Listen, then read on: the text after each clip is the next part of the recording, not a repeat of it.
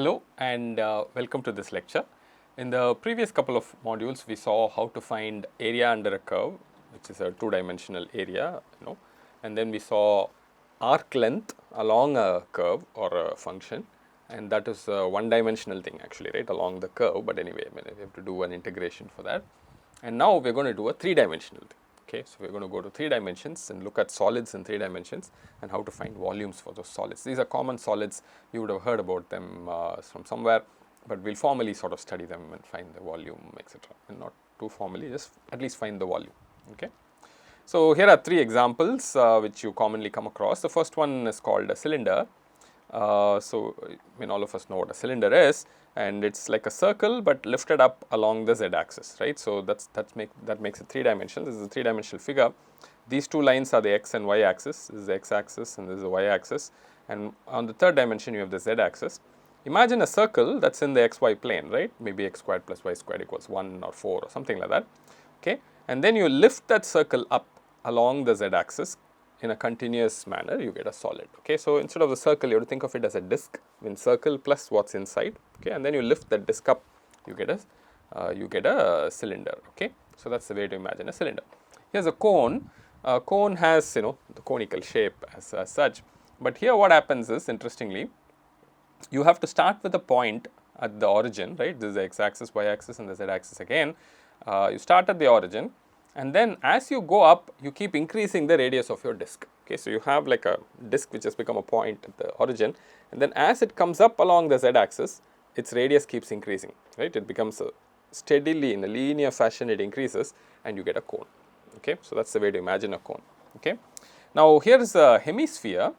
The hemisphere, why have I drawn only a hemisphere? I could have drawn the whole sphere. It will just look like the image of this on the other side, and then the whole sphere. Hemisphere is good enough. Hemisphere is a little bit more interesting, right? So it's a 3-dimensional object, and it's sort of like an extension of the circle to 3 dimensions. As in, it basically collects all the points on the surface of the sphere are x squared plus y squared plus z square equals 1, something like that, equal to r squared or something like that, right? So that's the hemisphere's equation. So basically, any point on the sphere, every point on the sphere has the same distance r from the origin.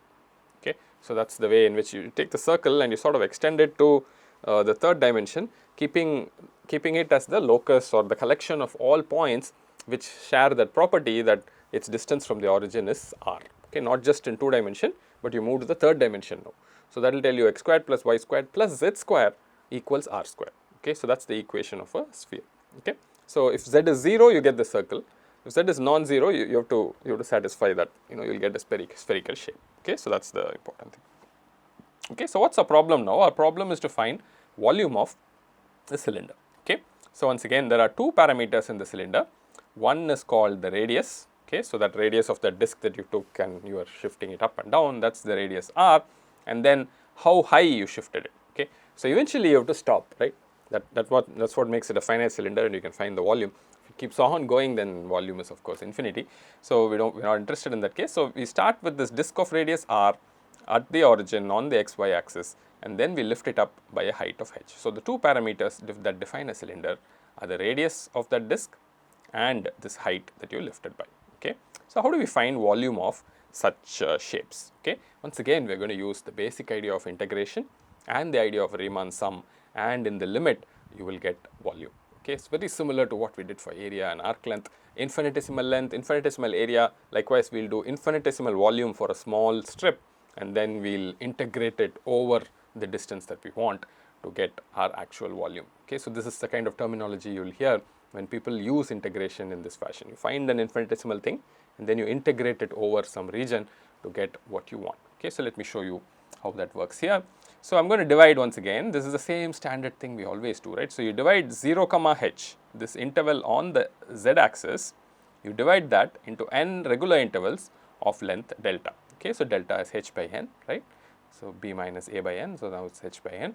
There are n such delta intervals from 0 to h. Okay, and then how do we find this infinitesimal volume? For this infinitesimal volume, in fact, for the cylinder, it's actually ridiculously simple, but nevertheless, let's just go through and do it so that when we do it for the other shapes, you'll see how it works. Okay, the infinitesimal volume is actually the surface area, since the length, the radius doesn't change over that shift of length delta. It is just pi r squared, which is the surface area times the third dimension delta. So it's like, you know, that same area pi r square is being lifted up by a height of delta, so that infinitesimal volume is delta. In fact, for the cylinder, since it's the same pi r squared, the formula itself will become very simple, but nevertheless I'm just showing you how it works when we go about and do it. So it's a pi r square delta. It doesn't depend how high you are on the z axis. It's always pi r square delta. Okay, so that's the nice thing about the cylinder. So then we form a Riemann sum, which is Rn, which is summation I equals 0 to n minus 1 pi r square delta. So each of these delta intervals have this infinitesimal volume pi r square delta. Later on, we will see when you go to cone or sphere or something, as we go higher, the strip's volume will change. Okay, so in this case, it doesn't change, it becomes very easy. When it changes, this will become a little bit more interesting. Okay, for now, it's just pi r square delta. Now you just go to the limit of n tending to infinity. This will go into an integral, right? So what will be the integral? Z equals 0 to h. There is no z dependence here. It's just pi r square dz. Pi r square dz. This delta will become like this dz, right? So if you remember, that's what happens in the Riemann sum. And if you do this integration, you get pi r squared h. Okay. So you'll be right if you argue that pi r squared h is an easy formula to know, right? The surface area is pi r squared for the circle of the area disk, and then we are lifting it by a height h. The disk remains the same, so it is just pi r square h. Easy formula. I just derived it in a slightly more difficult way to show you how this this integration over an infinitesimal volume over this interval 0 to h works for you. Okay, so let's go to a cone. Now the cone is a little bit more interesting, but once again there are just two parameters here. See, the cone starts with at one point here, and then eventually when it stops at a height h, it will have a radius r. Okay, so these are my two parameters: height of the cone and the radius of the biggest part of the cone. As in, I've done the cone sort of in an inverted way. Usually they call it the radius of the base of the cone or something like that. The base has come up. It doesn't matter whether I do it this way or that way. I get the same volume, right? So it doesn't matter. So basically, the largest radius of the of these circles that make up the cone. So radius of the base of the cone, right? So that is r, and then h is the height. Okay. So once again, imagine that this is the x-axis, this is the y-axis, and this is the z-axis, and I'm doing the cone from the origin up to height of r, and the radius has become r. I'm sorry, height of h, and the radius has become r. Okay, remember the radius is 0 here, and it becomes r at a height of h, and it grows in a linear fashion from 0 to h. Okay, so that's an important thing to understand. Okay, so how are we going to find the volume now? Again, we'll use the same trick. Okay, we'll divide the interval 0 h on the z-axis into n regular intervals of length delta. Delta is h by n. Okay, and in the ith interval, I'm going to take a sampling point zi on the ith interval, right, of width delta, which is what I've shown here, the ith interval of width delta. I'm going to pick a sampling point zi. At that point, if you look at if you draw a plane parallel to the xy axis, if you look around for the radius at that point zi, it will actually be zi into r by h. Okay, so this is something that defines the property of the cone. Remember, the cone starts with the radius 0 and goes to a radius of r at a height h. Okay, so what will happen at the height zi, right? R by h, you have to multiply by zi, right? So you see, this is the linear interpolation, so to speak, the linear formula, linear growth of the radius from 0 to r. Okay, as you go along z. So this is important because now you have this disk, okay, or this disk at a height zi having a radius which depends on zi, right? That's what's the property of the cone. In the cylinder, this did not happen, right? In the cylinder, it was always r, so it was very easy. Now you have zi r by h, okay, but that doesn't matter to us. We can now still find the infinitesimal volume. In the infinitesimal volume, what do I do for this delta?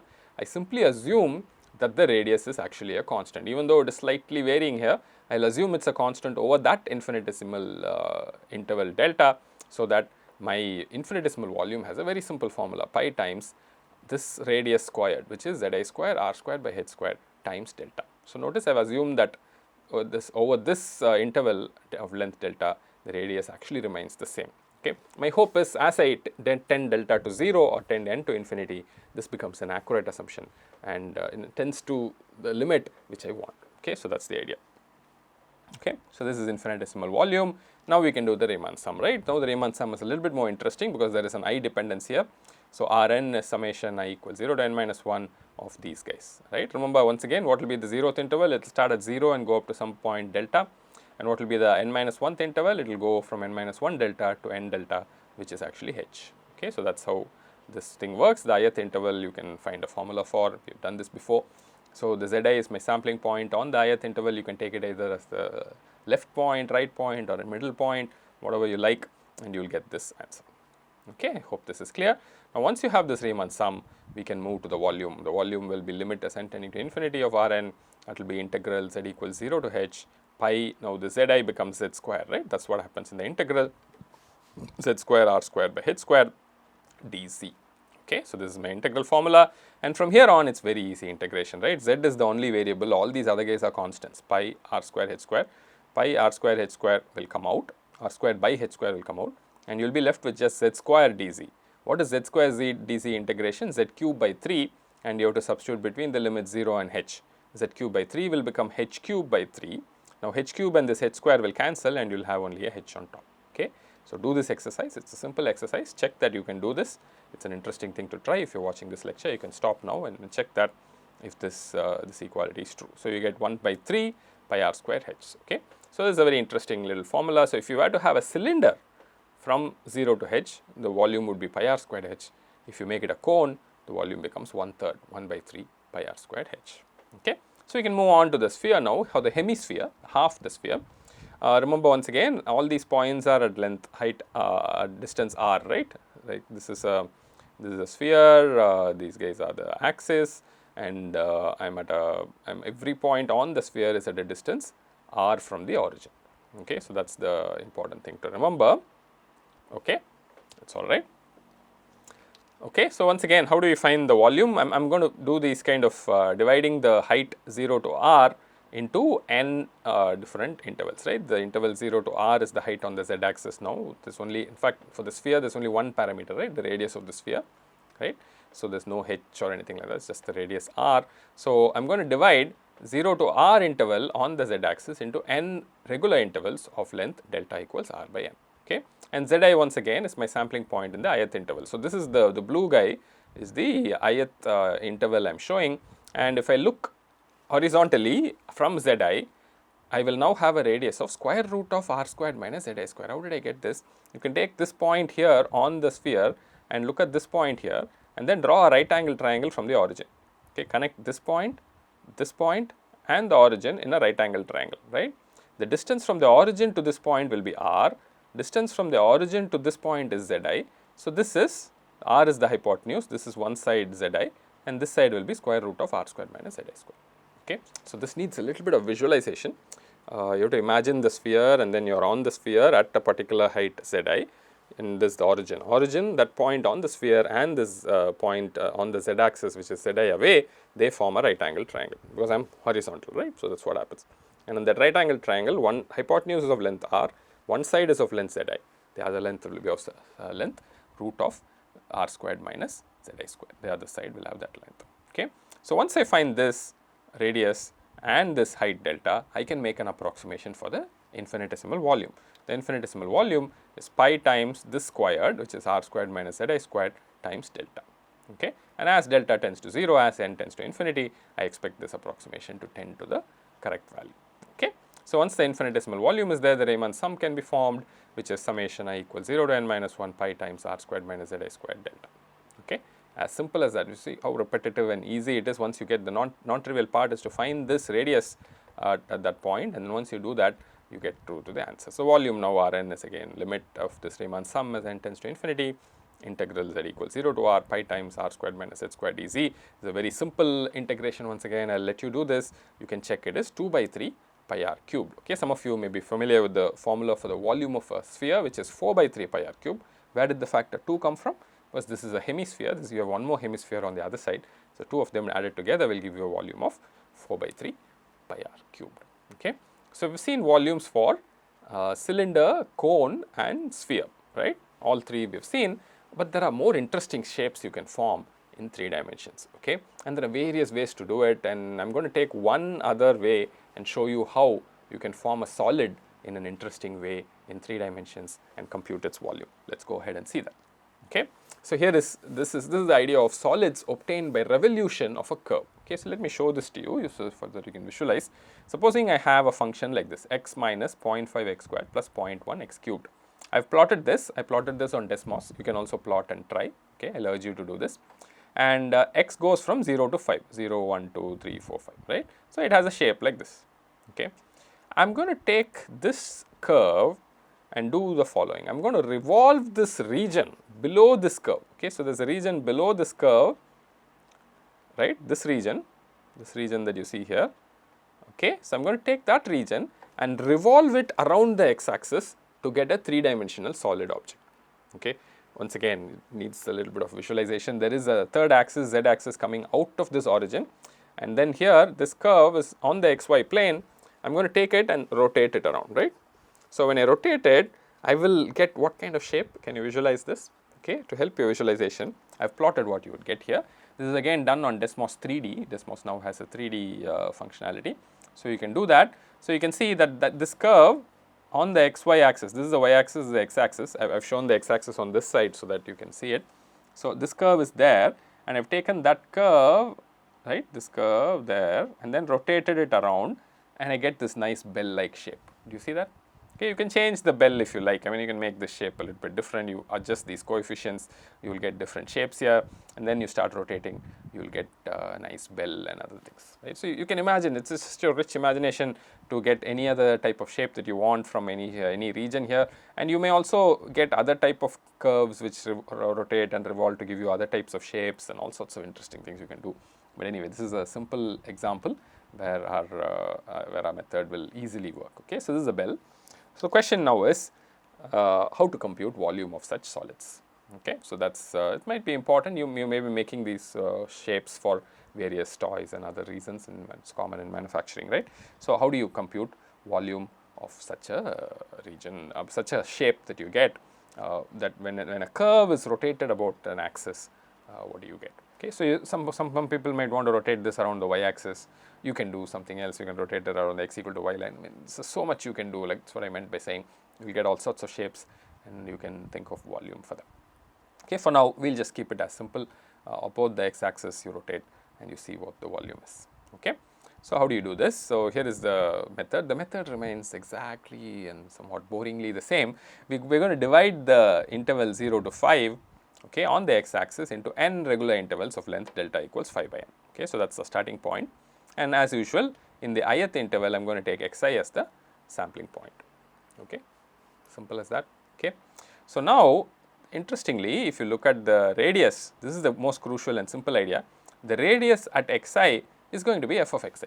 Okay. So, that is what this curve means, right. So, notice, so at xi I am at a distance f of xi, right, this is f of xi, and that f of xi becomes the radius of the rotation, isn't it?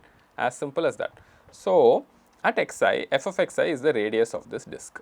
Okay. If I draw this flat, I mean, if I cut the x axis vertically, and if I look at the little circle there, I will get a radius f of xi. The center is here and the distance is f of xi from xi. Okay. And the width of this infinitesimal interval is delta as usual. Okay. And what is going to be my infinitesimal volume? It is pi times f of xi squared times delta, as simple as that. Okay. So, you just do this very easily. So, once you have an infinitesimal volume, how do I find the entire volume? I do the Riemann sum as an approximation, summation I equals 0 to n minus 1 pi f of xi squared delta, and this f of xi now will have its own variation, right. It is not a straight line, or it is not constant, right. It is various shapes, and it is not also like a spherical shape. It can be some arbitrary shape, right. We saw the form of f of x earlier. Okay. So, the volume is once again limit as n tending to infinity of Rn, and this will just become pi times f of x squared dx, right. This delta becomes like this dx, and x goes from 0 to 5, and whatever f of x is, you can do this integration quite easily. Okay. I hope this is clear to you and this picture makes sense for you. Once again, you see this power of being able to form Riemann sums, approximate things for an infinitesimal part, and then integrate it over a region or an area. So, this is a powerful idea. Okay. So, couple of problems to just round this out. Okay. So, here is volumes of regions that are obtained about the x axis. once again the trick here is to first draw and represent the region correctly and carefully. So, once you do that and you understand it, everything else follows very easily. So, let us try and draw this, and then I will stop there. I will not do the integration for you, but at least I will draw this region for you and get you to think about it. Okay. Okay. So, the region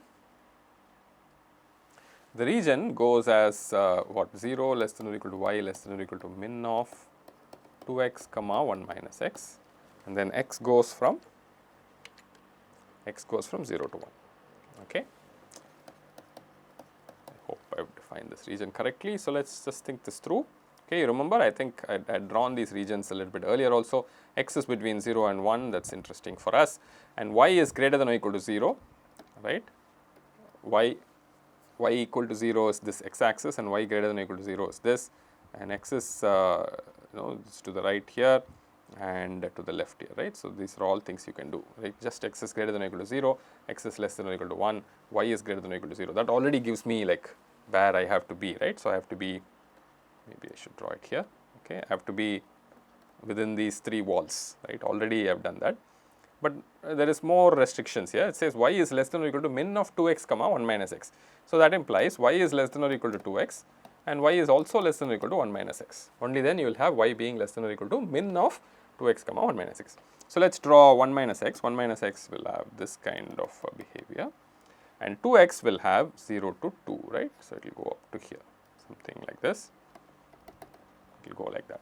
So, y is less than or equal to 1 minus x, so it is on this side, y is less than or equal to 2x, it is on this side. So, now again you have to find out which side is the correct side. From practice you will quickly see it will go this way, and then now it is very clear that this is the region, okay. And I need to find this point of intersection, because at this point the curve suddenly moves from 2x to 1 minus x. What will be that point? That is the point where 2x equals 1 minus x or x equals 1 by 3. Okay, so, that is 1 by 3.